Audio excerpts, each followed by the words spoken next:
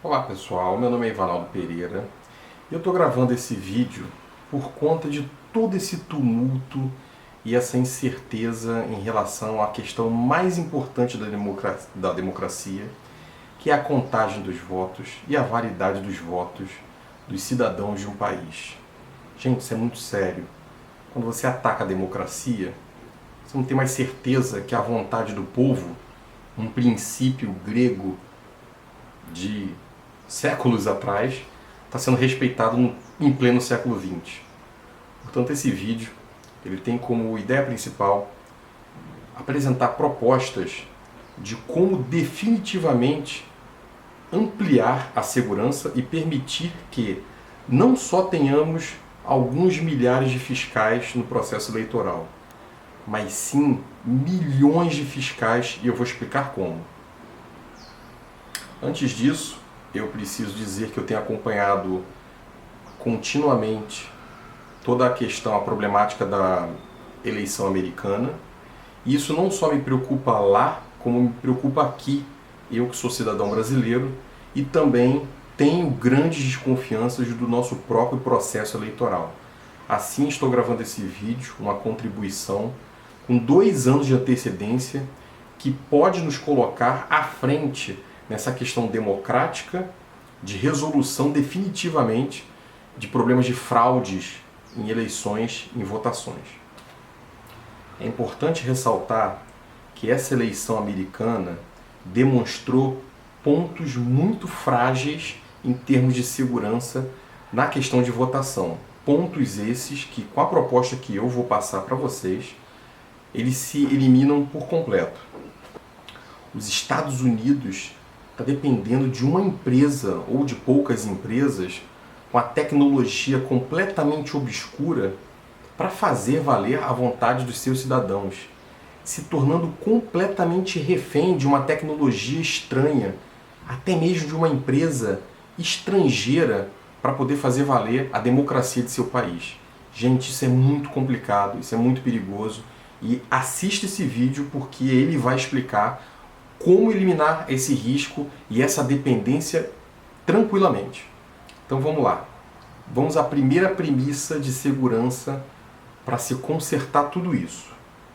No momento do voto, a máquina, agora eu estou falando das eleições brasileiras, no momento do voto, a máquina brasileira precisa emitir um recibo. Isso é uma condição sine qua non, não tem outro jeito. Tem que haver sim o recibo impresso pela máquina. No entanto, esse recibo ele vai constar um algarismo de controle, um código, uma identificação única daquele voto. Hoje em dia, com toda a tecnologia que nós temos, geração de números aleatórios, de códigos, isso é facilmente atingível. E na parte final desse código de 12 algarismos, pode-se somar também o número de série da máquina que gerou esse código. Assim você vai ter um voto com um código maluco, alfanumérico, de 18 algarismos em mãos e que vai sair no seu recibo. Isso você vai guardar, assim como eu guardei o meu das últimas eleições.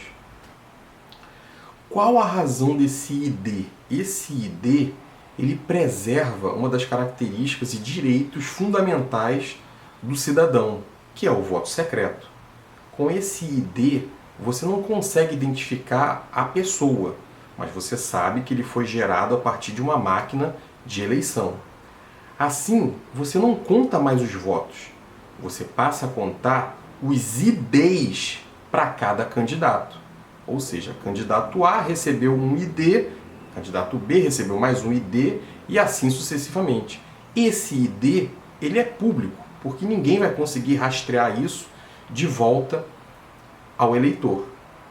No término da contagem dos votos, esses IDs eles podem ser publicados na página oficial do TSE e pode mostrar que o candidato teve 100 milhões de votos, 100 milhões de IDs, na qual cada eleitor poderá pegar o seu recibo, olhar o seu código e observar se o seu código está atrelado ao candidato correto.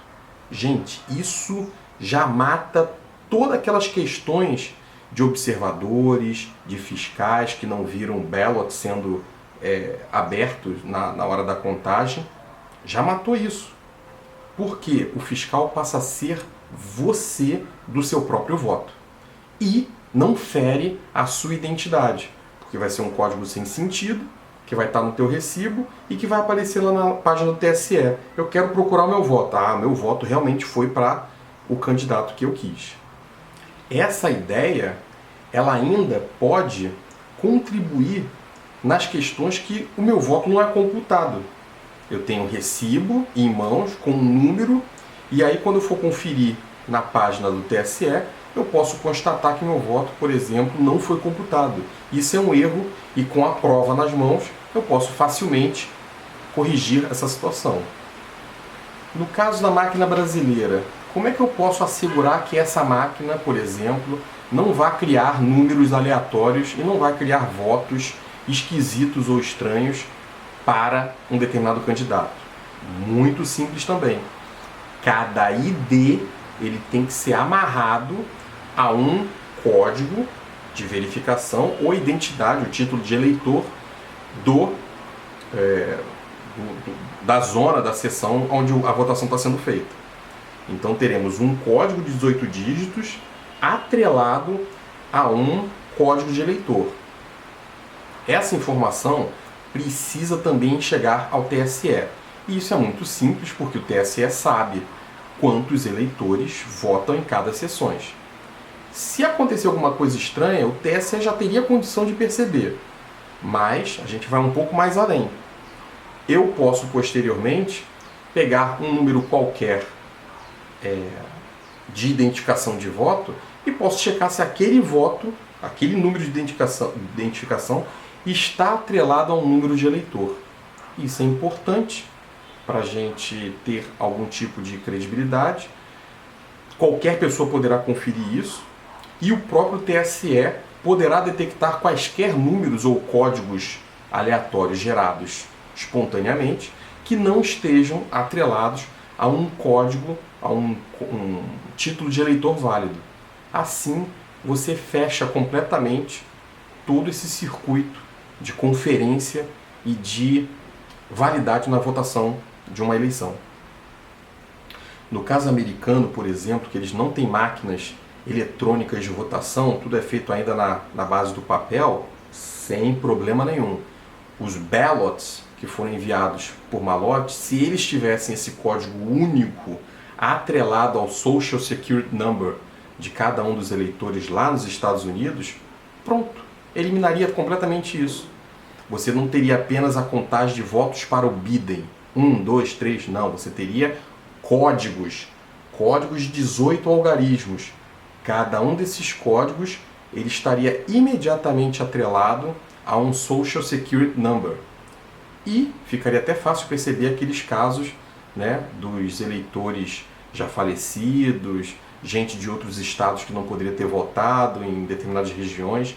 Enfim, é uma tecnologia simples, fácil de ser implementada e que resolve muitos problemas que basicamente definem a história do nosso planeta.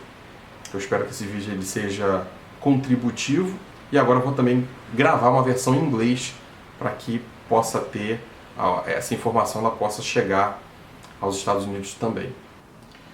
Vamos então agora imaginar uma última situação que é a seguinte: o Supremo Tribunal Federal declara que não tem dinheiro para o voto impresso. Não tem problema, eis a solução. Você realiza o seu voto na máquina, como ela convencionalmente é, termina de votar, é computado o voto, e aí, via uma porta serial, uma porta paralela, você pode colocar a informação do seu voto, né, e aí é fazer uma alteração de software, isso é ultra simples.